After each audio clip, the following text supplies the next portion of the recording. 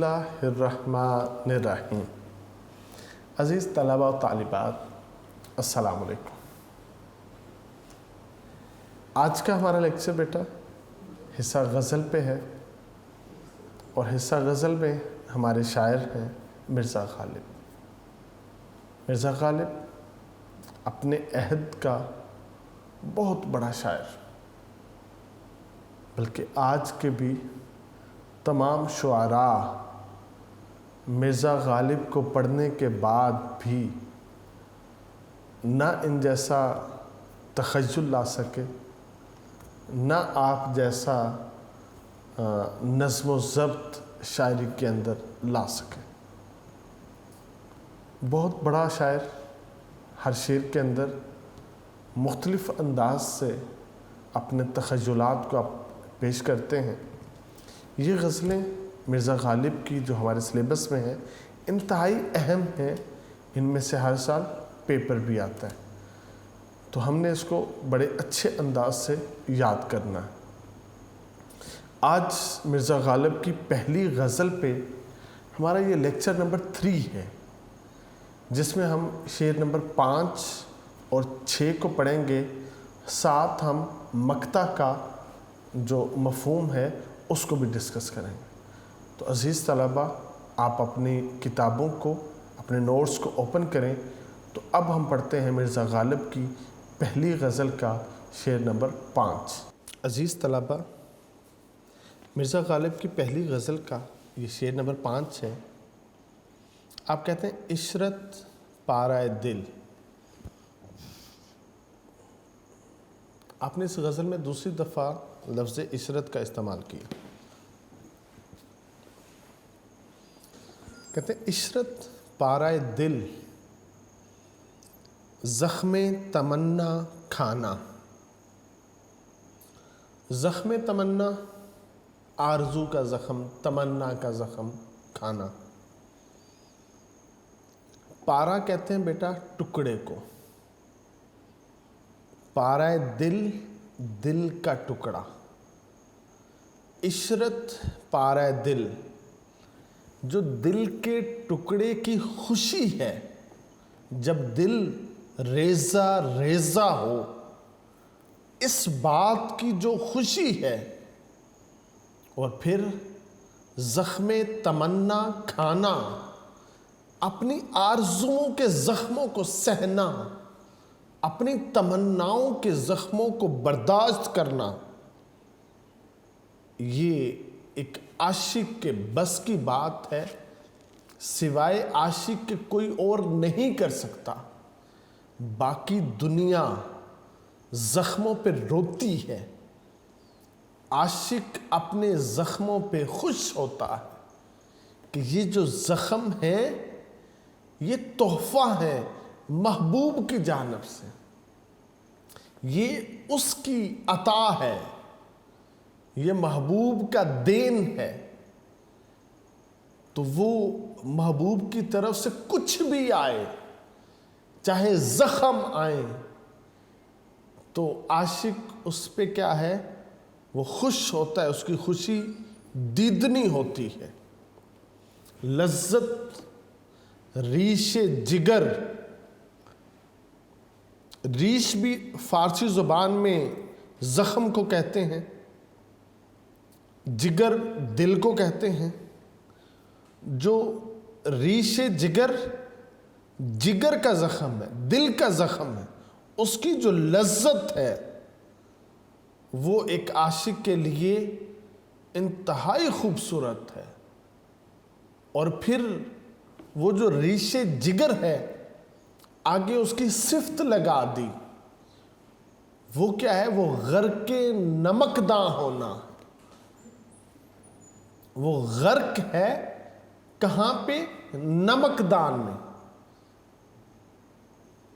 زخم کے اوپر بیٹا اگر نمک کو چھڑکا جائے تو زخم میں درد کی ٹیس اٹھتی ہے۔ جیسے ہی نمک کی جو تیزابیت ہے وہ ماند پڑتی ہے، درد ختم، اس کی ٹیس ختم ہو جاتی ہے۔ تو شاعر نے یہاں پہ ذکر کیا جو جگر کا زخم ہے وہ نمک دام غرق ہے، وہ نمک دام موجود ہے جس سے نہ نمک ختم ہو، نہ اس کی تیزابیت ختم ہو، اور نہ ریشے جگر کی ٹیس اور درد ختم ہو۔ گویا یہ لذت اس کو قرار نصیب ہو جائے، ہمیشگی نصیب ہو جائے، درد ملا ہو محبوب سے اور وہ کم ہو جائے، اس میں کمی آ جائے، عاشق اس کو برداشت نہیں کرتا، بلکہ اس کا مرکزی خیال ہے عاشق کو زخم کھانے، دکھ اٹھانے اور غم سہنے میں لذت ملتی ہے۔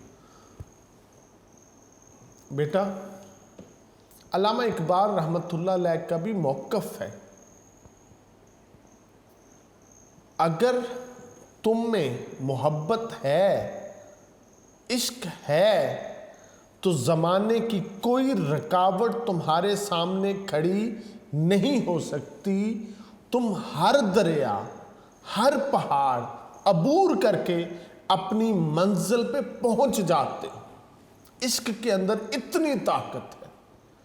عام شخص محبت سے خالی ہو وہ تو ہر کام کرنے سے پہلے بہانے بناتا ہے، چاہے جائے کہ وہ اس کام کو پایہ تکمیل تک پہنچائے، وہ خود اس کے راستے میں رکاوٹیں کھڑی کرتا ہے۔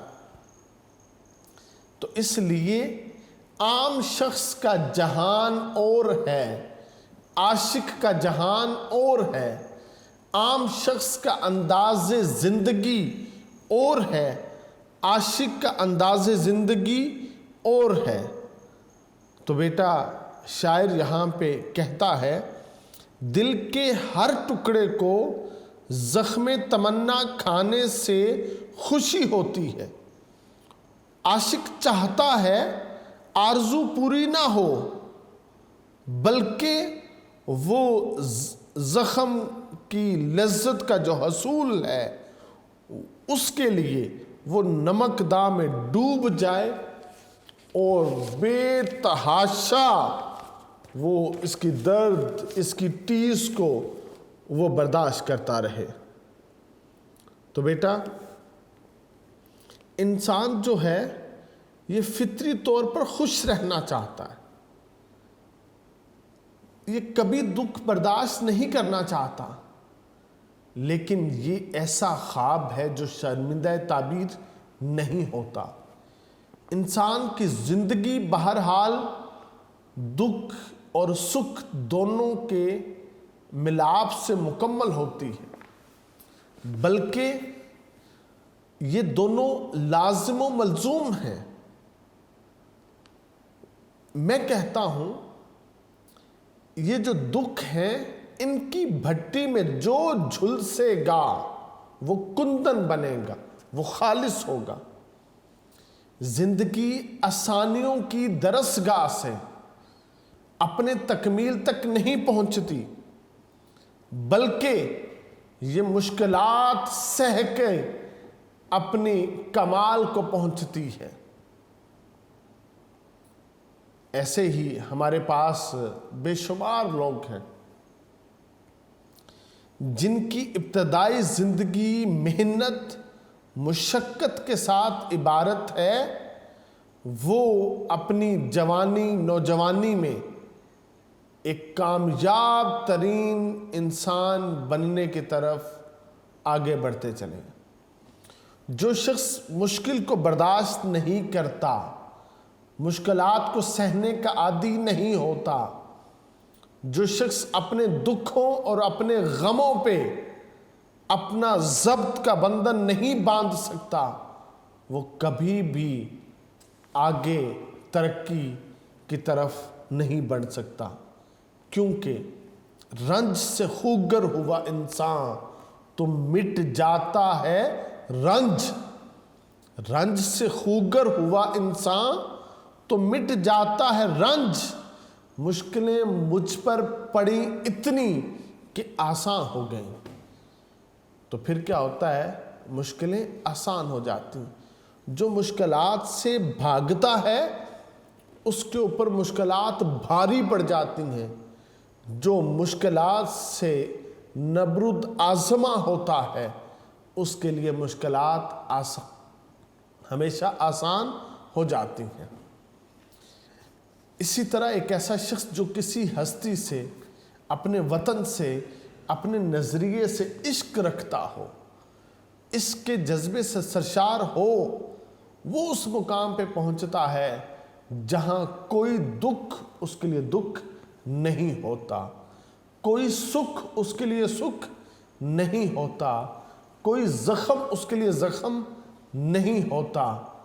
تو اقبال بھی کہتے ہیں جفا جو عشق میں ہوتی ہے وہ جفا ہی نہیں، جفا جو عشق میں ہوتی ہے وہ جفا ہی نہیں، ستم نہ ہو تو محبت میں مزہ ہی نہیں۔ تو عزیز طلبہ، یہاں پہ ہمیں جو چیز مرزا غالب نے وہ بتائی ہے وہ مشکلات سے بھاگنا نہیں ہے، بلکہ اس کے ساتھ مقابلہ کرنا ہے تاکہ مشکلات کیا ہیں یہ آسان ہو جائیں۔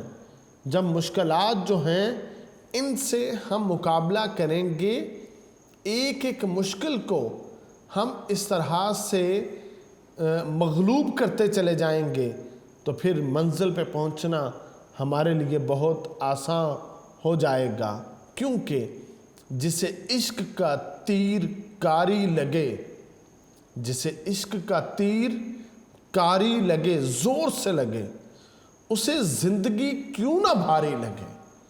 تو پھر بیٹا کیفیت جو ہے وہ یہ ہو جاتی ہے۔ تو عزیز طلبہ، یہاں پہ جو مرزا غالب نے ہمیں سمجھایا ہے کہ آپ اپنے زخموں کو کم نہ کرو، آپ اپنے دکھوں کو کم نہ کرو بلکہ ان کو بڑھاؤ، کیونکہ جب زخم نمکداں میں غرق ہوگا نا، پھر تمہارے سارے حواس مل کے کیا کریں گے؟ تگدو کریں گے، کوشش کریں گے۔ تم اپنے سارے کام چھوڑ کے صرف اس مشکل، اس دکھ، اس غم کا مقابلہ کرو گے۔ اس کے لیے جسم اور روح کے ساتھ تم تیار ہو کے جاؤ گے، تو اس سے کیا ہوگا؟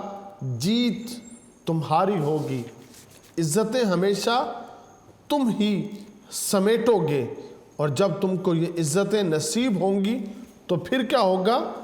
تم شاداں ہو جاؤ گے، تم مسرور ہو جاؤ گے۔ تو عزیز طلبہ، یہ جو ہمارا جسم ہے یہ محض ایک گوشت کا لوتھڑا ہے، ایسے ہی جو ہمارا دل ہے یہ بھی تو ایک گوشت کا لوتھڑا ہے۔ یہ انسان کے سینے میں بھی دھڑکتا ہے، یہ حیوان کے سینے میں بھی دھڑکتا ہے۔ عاشق چاہتا ہے کہ اس کا دل بھی دھڑکے، مگر کسی کی یاد میں دھڑکے، جس کی وجہ سے وہ حیوانوں سے نہیں انسانوں میں بھی ممتاز ہو جائے۔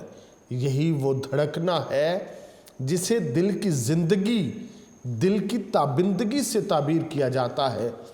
دوسری طرف میدان محبت میں محبوب کی نگاہیں جگر کو بھی زخمی کرتی ہیں کہ وہ دلوں کے فیصلے نگاہوں سے کرتا ہے۔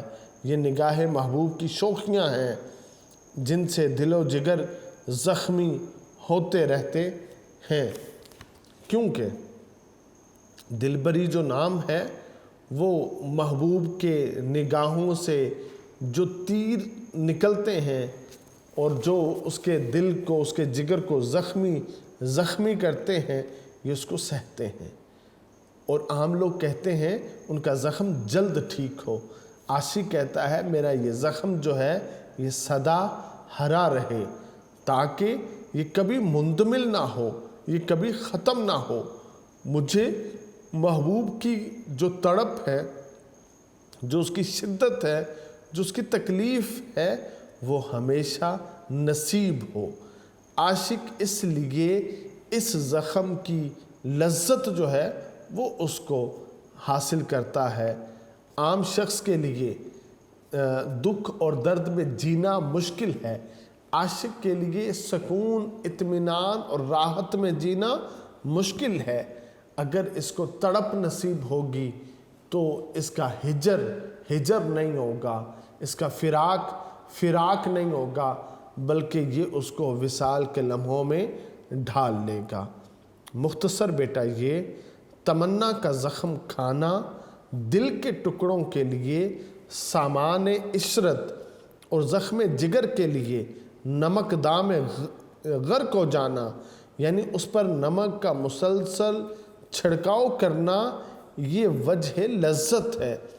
زخم عام لوگوں کے لیے درد کا باعث ہے، ان پر نمک چھڑکا جائے تو درد کی شدت میں اضافہ ہوتا ہے، لیکن اہل درد عاشق جو ہیں انہیں ان باتوں میں لطف آتا ہے۔ وہ نہ صرف زخم کھاتے ہیں بلکہ ان پر زیادہ سے زیادہ نمک چھڑکتے ہیں تاکہ یہ جو زخم ہے یہ طویل مدت تک میرے ساتھ رہے۔ طبیعت ہی درد آشنا ہو گئی، طبیعت ہی درد آشنا ہو گئی، دوا کا نہ کرنا دوا ہو گیا۔ تو عزیز طلبہ، اس شعر کو سمیٹتے ہوئے کبھی کبھی جگر کے زخم محض نمک پاشی پر راضی نہیں ہوتے بلکہ انہیں نمک دام میں غوطہ زنی کی خواہش ہوتی ہے۔ بعض افراد کے نزدیک تو جگر کے زخموں اور محبوب کے نمک دان کا آپس میں گہرا تعلق ہے۔ حسرت موہانی کہتے ہیں قیامت کا تعلق ہے، قیامت کی محبت ہے، قیامت کا تعلق ہے، قیامت کی محبت ہے، میرے زخموں کی گویا جاں ہے تیرے نمک دام میں۔ تو عزیز طلبہ، مرزا غالب کا اب ہم پڑھتے ہیں شعر نمبر 6۔ آپ اس شعر میں کہتے ہیں کہ میرے قتل کے بعد اس نے جفا سے توبہ۔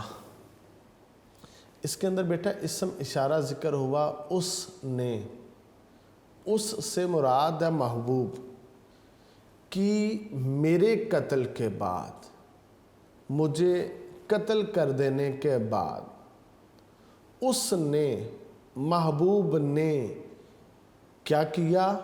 جفا سے توبہ۔ جفا کہتے ہیں بیٹا ظلم کو، محبوب نے ظلم سے توبہ کر لی۔ میرے مرنے کے بعد محبوب نے جفا سے، ظلم سے توبہ کر لی۔ محبوب کو ندامت ہوئی ہوگی اپنے کیے پہ کہ مجھ سے یہ کیا غلطی سرزد ہو گئی کہ ایک قیمتی انسان، ایک اعلیٰ ظرف انسان، ایک وہ شخص جو پوری کائنات میں سب سے زیادہ مجھ سے محبت رکھتا، جس کے لیے سب کچھ میں تھا، میرے ہاتھوں سے وہی قتل ہو گیا۔ اس کو ندامت محسوس ہوئی، جس کی وجہ سے اس نے کیا کیا؟ اس نے جفا سے، ظلم سے اس نے توبہ کر لی۔ ہائے اس زود پشیماں کا پشیماں ہونا۔ مرزا غالب بڑا خوبصورت یہ دوسرا مصرع لکھتے ہیں، کہتے ہیں میرے محبوب نے اپنے عمل پہ ندامت محسوس کرتے ہوئے ظلم سے توبہ کر لی۔ ہائے افسوس اس زود پشیماں کا پشیماں ہونا۔ اب کہتے ہیں کہ اس کا یہ جو پشیماں ہونا ہے نا، ندامت محسوس کرنا، شرمندگی محسوس کرنا، زود زیادہ، اس کا بہت زیادہ ندامت کو محسوس کرنا، اس کا بہت زیادہ جو اس پریشانی کو محسوس کرنا کا پشیماں ہونا، شرمندہ ہونا۔ کہتے ہیں افسوس، ہائے افسوس اس کے شرمندہ ہونے پر بھی کہ آج وہ بہت زیادہ شرمندہ ہو رہا ہے تو اس پر آپ پشیمانی کا اظہار کرتے ہیں، مگر یہ کہتے ہیں واقعہ کب ہوا؟ میرے قتل کے بعد، میرے مرنے کے بعد، میرے اس دنیا سے چلے جانے کے بعد اس نے جفا سے توبہ کر لی۔ کہتے ہیں کاش یہ واقعہ رونما ہوا ہوتا اس وقت جب میں زندہ تھا، جب میں دنیا میں تھا، تو پھر مجھے کیا تھا؟ اس زود پشیماں کے رویے کی وجہ سے مجھے کچھ سکون ملتا، مجھے کچھ قرار آتا، مجھے بھی اپنے محبوب سے محبت ملتی، مجھے بھی اپنے محبوب سے ایسے الفاظ سننے کو ملتے جو میرے کانوں میں رس گھولتے، جو میری روح کو جلا بخشتے، جو مجھے طاقت دیتے، توانائی دیتے۔ مگر کیا ہے؟ جب تک میں تھا تو محبوب کا ظلم و ستم تھا، جب میں دنیا سے گیا تو اسے اپنی زندگی میں اپنے اس عاشق کی کمی محسوس ہوئی جس کے اوپر اس نے ندامت اور شرمندگی کا اظہار کیا ہے کہ کاش میں نے ایسا نہ کیا ہوتا۔ تو عزیز طلبہ، اس کا مرکزی خیال ہے، مرزا غالب کہتے ہیں محبوب کی اس جفا کا گلہ کرتے ہیں جو وفا نما ہے، یعنی بظاہر وفا معلوم ہوتی ہے، حقیقت میں وہ وفا نہیں ہے، وہ جفا ہے۔ کہتے ہیں محبوب نے مجھے قتل کرنے کے بعد ظلم و ستم سے توبہ کر لی کہ آئندہ میں کسی کو قتل نہیں کروں گا، میں آئندہ کسی پہ ظلم و ستم نہیں کروں گا۔ تو عزیز طلبہ، ہمارے اردو ادب میں یہ محبوب کی فطرت میں شامل ہے کہ وہ اپنے عاشق پہ ظلم کرتا ہے، ستم کرتا ہے۔ عاشق جو ہے اس کی بھی فطرت ہے، وہ محبوب کے تمام ظلم و ستم ہنس کے جھیل لیتا ہے۔ یہ اس کے اوپر جو ہے نا وہ مسکرا رہا ہوتا ہے۔ اگر عاشق کو سولی پہ چڑھا دیا جائے اور محبوب کے ہاتھ میں تلوار ہو تو عاشق اس وقت بھی مسکراتا ہے، بلکہ وہ چاہتا ہے کہ جو تلوار اس کو قتل کرنے کے لیے محبوب نے پکڑی ہے یہ اس کا بوسہ لے لے کہ اس کو محبوب کی نسبت حاصل ہے۔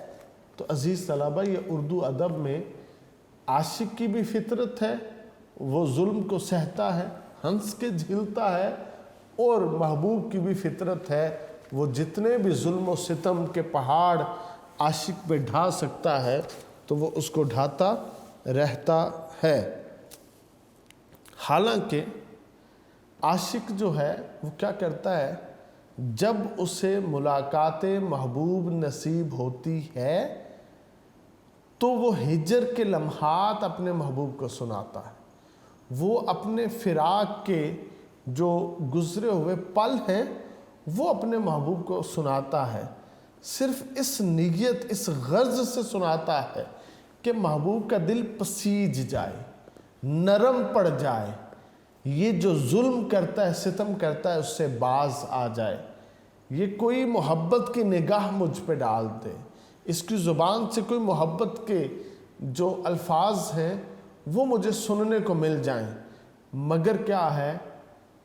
یہ بڑا مشہور و معروف شعر ہے، اثر اس کو ذرا نہیں ہوتا، رنج راحت فضا نہیں ہوتا، کہ محبوب پہ یہ اثر ہی نہیں ہوتا، کہ یہ جو رنج ہیں یہ کبھی بھی راحت فضا نہیں ہوتے، یہ کبھی بھی مزہ نہیں دیتے، یہ لطف نہیں دیتے، بلکہ یہ کیا ہیں؟ تکلیفوں میں اور اضافہ کرتے رہتے ہیں۔ تو آج مرزا غالب کہتے ہیں کہ ہمارے محبوب نے ظلم و ستم سے کیا ہے توبہ کر لی، وہ اپنے اس عمل پر نادم ہے، اس کا یہ رویہ ہے تو قابل تحسین اچھا ہے کہ اس نے یہ اچھا رویہ اپنایا ہے کہ آج کے بعد ظلم نہیں کرے گا، لیکن ہمارے لیے بے فائدہ ہے، ہم تو قتل ہو چکے ہیں، ہم تو مر چکے ہیں۔ آتش نے بھی کہا تھا قتل کر کے مجھے تلوار کو توڑ ڈالا اس نے، قتل کر کے مجھے تلوار کو توڑ ڈالا اس نے، خون ناحق سے پشیماں نہ ہوا تھا سو ہوا، میرے قتل سے وہ پشیماں نہیں ہوا۔ اس نے تو کہا ہے کہ آئندہ میں کوئی قتل نہیں کروں گا، آئندہ میں کوئی ظلم و ستم نہیں کروں گا۔ تو اس زود پشیماں کا پشیماں ہونا، کاش اس نے یہ کام پہلے کر لیا ہوتا تو مجھے بھی کیا ہے زندگی جو ہے وہ آسانی سے کچھ آخری لمحات میسر آ جاتے ہیں۔ عزیز طلبہ، کسی بھی فرد کی، اس کے فیصلے کی، اس کے رویے کی اہمیت ہے، مگر اس کا انحصار اس زمانے والے پر ہے، اس وقت میں جو لوگ موجود ہیں ان پر ہے۔ جب انسان اس دنیا سے رخصت ہو جاتا ہے اور اس کے بعد اگر کوئی شخص اپنے فیصلوں پر سوچ بچار کر کے ان میں کوئی تغیر لاتا ہے، ان میں کوئی تبدیلی کر لیتا ہے، تو اب کیا ہے، جن پہ اس نے ظلم کیا تھا، جن کو اس نے قتل کیا تھا، جس کی وجہ سے وہ پشیماں ہو کر اس نے توبہ طائب کر لی ہے، مگر ان لوگوں کو اس کا کوئی فائدہ نہیں ہوگا کیونکہ وہ اس دنیا سے رخصت ہو چکے ہیں، جا چکے ہیں۔ تو بیٹا شعر کا یہ جو پہلو ہے جس میں یہ دکھائی دے رہا ہے کہ محبوب زود پشیماں ہے، یعنی محبوب جو نا وہ نرم دل ہے۔ اب یہاں پہ ہم ایک مفروضہ قائم کریں گے تاکہ بات کی سمجھ آ جائے۔ اس نے کیا کیا ہے کہ غصے میں آ کر عاشق کو قتل تو کر دیا ہے، جب عاشق کا خون بہتا دیکھا اسے رحم آ گیا، اس کا غصہ جو تھا وہ اب ایک خوف میں، ایک ڈر میں مبتلا ہونے لگ پڑا تھا، جس کی وجہ سے وہ پشیماں ہے۔ صرف پشیماں نہیں ہے، ایک ترکیب استعمال کی ہے کہ زود پشیماں ہے، وہ بہت زیادہ ڈرا ہوا، بہت زیادہ خوف میں ہے، بہت زیادہ شرمندہ ہے۔ اب جو اس نے کام کیا ہے اس کے بدلے میں جو وہاں پہ واقعہ سرزد ہوا ہے اور اس کو دیکھ کر اس پر رحم آیا ہے، مگر اب رحم آنے کا کیا فائدہ؟ اور یہ بات غور طلب ہے، محبوب بنیادی طور پر ظالم ہے، قتل کرنا محبوب کا مشغلہ ہے، اس مشغلے کے ہاتھوں کئی عاشق قتل ہو چکے ہیں، مگر قتل عاشق کے بعد اگر یہ مشغلہ جاری رہتا تو باری تھی رقیبوں کی، چونکہ محبوب کے دل میں رقیبوں کے لیے پہلے ہی نرم گوشہ ہے۔ آج اس نے جو توبہ کی ہے کہ میں آج کے بعد قتل نہیں کروں گا، میں ظلم اور جفا کی راہ نہیں اپناؤں گا، تو اس کا فائدہ صرف رقیبوں کو ہے۔ عاشق تو دنیا سے رخصت ہو چکا ہے، اب عاشق یہ بھی نہیں چاہتا کہ محبوب نرم رویے سے رقیبوں کی طرف دیکھے، مگر اس توبہ کا فائدہ تو رقیبوں کو ہوگا۔ اب رقیب کو محبوب کے محبت بھرے الفاظ ملیں گے، اب محبوب کا نرم رویہ انہیں ملے گا، محبت والی آوازیں، الفاظ ان کو ملیں گی۔ تو کیا ہے، اب اگلا معاملہ رقیبوں کا ہے کہ وہ دنیا میں اپنے محبوب سے محبت بھری باتیں سن کے اپنی دنیا کو وہ جنت بنا لیں گے، گل و گلزار بنا لیں گے۔ تو شعر میں کے اندر بیٹا یہ ایک پہلو بھی موجود ہے کہ عاشق جو ہے نا یہ ثابت قدم ہے، عاشق جو ہے یہ بہادر ہے، اس نے بہادری کے ساتھ جان دے دی ہے، کیونکہ اس کی زندگی کا تو مقصد ہی اپنی وفا کو ثابت کرنا تھا، اپنی محبت کو ثابت کرنا تھا۔ محبوب جب جان مانگنے آیا تھا اس نے دریغ نہیں کیا تھا، بلکہ کیا ہے، عاشق نے اپنی جان محبوب کو پیش کر دی تھی۔ تو کیا ہے، سب وعدے تو کرتے ہیں، باتیں تو کرتے ہیں کہ ہم اپنے محبوب پہ اپنی جان وار دیں گے، مگر غالب نے کیا کیا، حقیقتاً اپنی جان اپنے محبوب پہ فدا کر کے یہ ثابت کر دیا ہے کہ وہ اس نے اپنی محبت جو ہے جو کی تھی وہ سچی محبت کی تھی، اس میں کوئی کھوٹ باقی نہیں تھا، کیونکہ عشق وہ کھیل نہیں جسے بچے کھیلیں، عشق وہ کھیل نہیں جسے بچے کھیلیں، جان نکل جاتی ہے صدمات سہتے سہتے۔ بیٹا ایک اور جگہ پہ شاعر کہتے ہیں، اذیت مصیبت ملامت بلائیں، بہت آسان شعر ہے، آپ نے پہلے بھی اس کو پڑھا ہوگا، اذیت مصیبت ملامت بلائیں، تیرے عشق میں ہم نے کیا کیا نہ دیکھا۔ تو عاشق جو ہے وہ تو یہاں پہ یہ ساری کیفیات جو ہے وہ دیکھتا ہے، مگر مختصراً بیٹا یہ کہ عاشق جو ہے وہ سادہ دل ہے، مخلص ہے، محبوب جو ہے وہ ظالم ہے، عیار ہے۔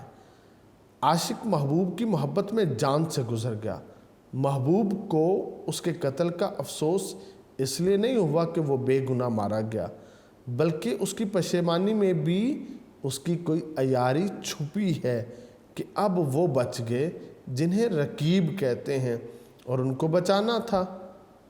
قتل عاشق کا مقصد تھا کہ عاشق ہی کا وجود ایک کانٹا تھا جسے نکال دیا گیا۔ غالب نے زود پشیماں کی خوبصورت ترکیب اردو شعر و ادب کو عطا کی ہے۔ تو عزیز طلبہ، یہاں پہ آپ پورے اگر شعر کو سمیٹیں تو یہ خوبصورت سا شعر یہاں پہ آتا ہے، وہ آئے ہیں پشیماں لاش پر اب، وہ آئے ہیں پشیماں لاش پر اب، تجھے اے زندگی لاؤں کہاں سے۔ اگرچہ آج محبوب پشیماں ہو کر لاش پہ آ چکا ہے، مگر کیا ہے، وہ اس دنیا سے رخصت ہو چکا ہے، یہ واپس نہیں آ سکتی۔ داغ دہلوی نے بھی کہا تھا، نہ جانا کہ دنیا سے جاتا ہے کوئی، نہ جانا کہ دنیا سے جاتا ہے کوئی، بہت دیر کی مہرباں آتے آتے۔ جس کے انتظار میں عاشق اس دنیا سے رخصت ہو گیا، اس نے آنے میں بہت زیادہ دیر کر دی۔ عزیز طلبہ، اب یہ مرزا غالب کا پہلی غزل کا آخری شعر ہے، 7واں، اور جس شعر کے اندر شاعر نے اپنا نام ذکر کیا ہو، اپنا تخلص ذکر کیا ہوا ہو، ہم اس کو مقطع کہتے ہیں، اور ہمارے پیپر پیٹرن میں ہے جو مقطع کا شعر ہے یہ پیپر میں نہیں آتا، اس وجہ سے ہم اس شعر کو یاد نہیں کرتے۔ اس کی تشریحات بھی ہم اتنی زیادہ طویل نہیں کرتے، کیونکہ یہ مقطع کا شعر ہے، اس کے اندر شاعر نے اپنی غزل کو سمیٹا ہوتا ہے، اس وجہ سے صرف ہم اس کا ذکر کریں گے تاکہ ہم اس غزل کو، ان موضوعات کو یہاں پہ سمیٹ سکیں۔ مرزا غالب کہتے ہیں، حیف افسوس اس چارہ گرے کپڑے کی قسمت غالب۔ حیف افسوس، وہ جو چار گرا کپڑا ہے نا، اس کی قسمت پہ مرزا غالب افسوس کرتے ہیں۔ جو گرا ہے ایک بالشت کو کہتے ہیں، یہ جو ہمارا ایک ہاتھ ہے یہ ایک بالشت ہوتا ہے، اس کو ایک گرا کہتے ہیں۔ آپ افسوس کہتے ہیں اس چار گرا کپڑے जो 4 बालिश्त के मुताबिक कपड़ा है, उसकी किस्मत पे आप अफसोस का इजहार करते हैं। वो कौन सा कपड़ा है जो 4 गिरा है? कहते हैं जिसकी किस्मत में हो आशिक का गिरेबां होना। कहते हैं वो जो 4 गिरा कपड़ा है ना, जो आशिक का गिरेबान बन चुका है, उसकी किस्मत में था कि उस कपड़े ने आशिक का गिरेबान बनना है, आप उस पर अफसोस का इजहार करते हैं।